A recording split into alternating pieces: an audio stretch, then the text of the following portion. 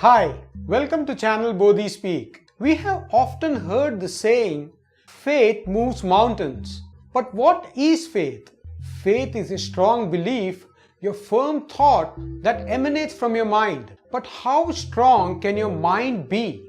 Can it be strong enough to overcome physical discomfort like any illness or pain?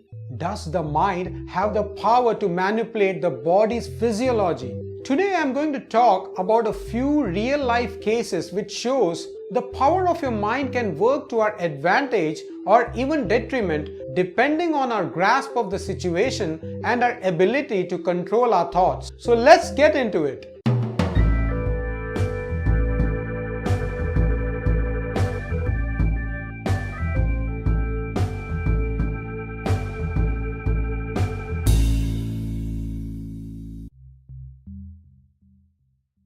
Tibetan monks have the ability to meditate for hours on end, abstain from food, or keep vow of silence for long periods of time. Most of us know or have heard that these monks have better control over their minds and bodies. But what many medical doctors found astounding was the way some of them could actually control their blood pressure and body temperature.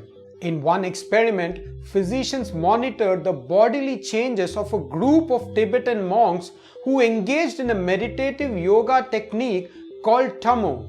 The monks were covered in wet, cold sheets and placed in a cold room where the temperature was maintained at 40 degrees Fahrenheit or 4 degrees Celsius. An average person will experience uncontrollable shivering, which will eventually lead to hypothermia. However, through deep concentration, the monks could generate so much body heat that steam started rising from the sheets, and within an hour, the sheets were completely dry. Although it was fascinating for the doctors to witness this, this was an ordinary occurrence for the monks. The Buddhists claim the heat produced is an outcome of the prowess the monks have attained through meditation.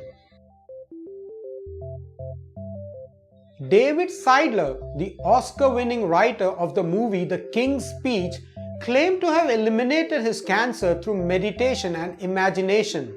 When Seidler was diagnosed with bladder cancer and was 2 weeks away from a surgery, he decided to employ visualization techniques to overcome the cancer. Whether you can imagine away cancer or any other disease is a hotly debated topic. Seidler was hardly concerned about what the studies said. What he, however, knows is that visualization worked for him. Although the idea of getting rid of cancer through imagination initially sounded a little woo-woo, but Seidler had nothing to lose. So he spent the 2 weeks leading up to the surgery imagining a clean, healthy bladder. When Seidler went for his pre-surgery biopsy, the doctors were shocked to see a distinct lack of cancer.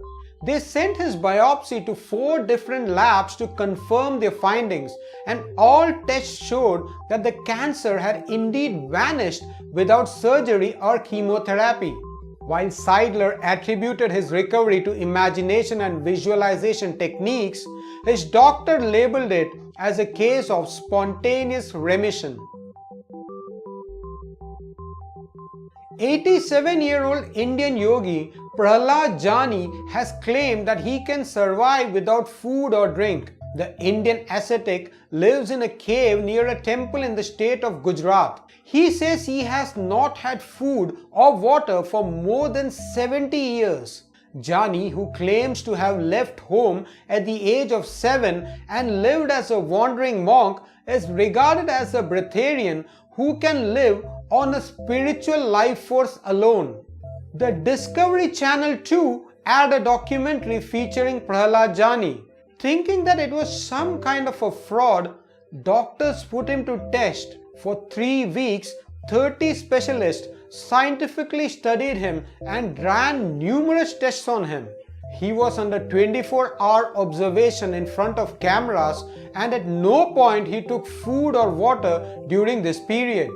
The neurologist Dr. Sudhir Shah believes that Prahlad Jani's body went through biological transformation as a result of meditation and powerful yoga over the years. It is likely that doctors will want to examine Mr. Jani again to solve the medical mystery he has presented them with. One of the most famous cases of having psychic powers is that of Nina Kulagina, the woman who could move objects with her mind. Born in Leningrad in 1926, Kulagina was unheard of until the mid-1960s, when her powers developed enough for her to become a sensation in the former Soviet Union. In an interview, Kulagina said she realized she had abilities when she noticed that everyday objects would move by themselves whenever she was angry. Kulagina claimed that in order for her psychokinetic powers to have any effect, she required a period of meditation during which her thoughts would clear up. When she felt a sharp pain in her spine and her vision would blur, she knew she was ready.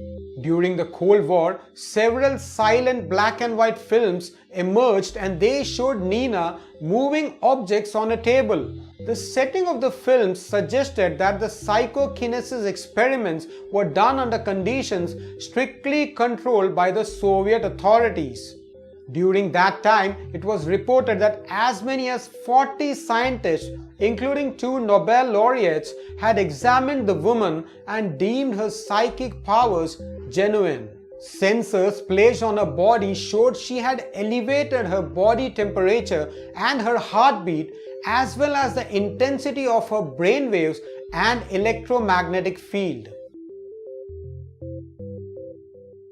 Jack Schwartz, a Dutch Jewish writer, lived in horrific conditions while he was forced into a Nazi concentration camp during the World War II. Like so many others in the camp, he was beaten, starved and tortured. Jack began to meditate and later developed the ability to mentally block out the pain. After he was released from captivity, Jack Schwartz continued the practice of mind control. He experimented on his skills by putting a long nail through his arm without injury. He could also regulate the blood flow by causing the puncture hole in the arm to bleed or stop bleeding at will. Schwartz was studied by researchers at the Menninger Foundation who found that he could indeed control many of his bodily processes with only his mind. Furthermore, through an electroencephalograph, they determined his brain had different electrical activity as compared to most other test subjects. According to Schwartz, he could also see people's auras, which allowed him to gauge their physical, emotional, spiritual, and mental conditions. Some researchers think that positivity and thought control can make an impact when you are trying to lose that excess flab. To make a point that mind has a major impact on the body, Harvard psychologist Ellen Langer conducted an experiment on a group of overweight hotel maids. Judging by their daily activity levels, these maids should have been far thinner than they actually were.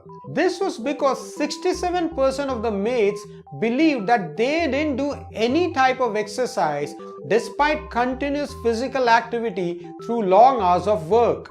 As a part of the experiment, half of the maids from this group were told that their physical activity in the hotel far exceeded the medical definition of an active lifestyle.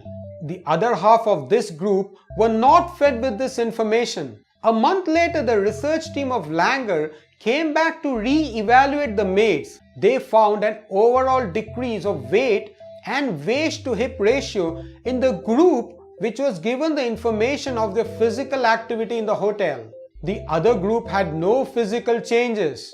Langer concluded that since there was no indication of any change in their daily routines, the results were simply due to a change in the mindset. All these 6 examples show us that by exercising control of your mental faculties, one can get amazing results. It is possible to bring in positive changes within yourself and those around you. I really enjoyed researching on this topic and bringing these stories to you. If you too enjoyed listening to them, then you know what you have to do. Please like, share and subscribe to the channel. I will see you again in a video like this, and as always, thanks for watching.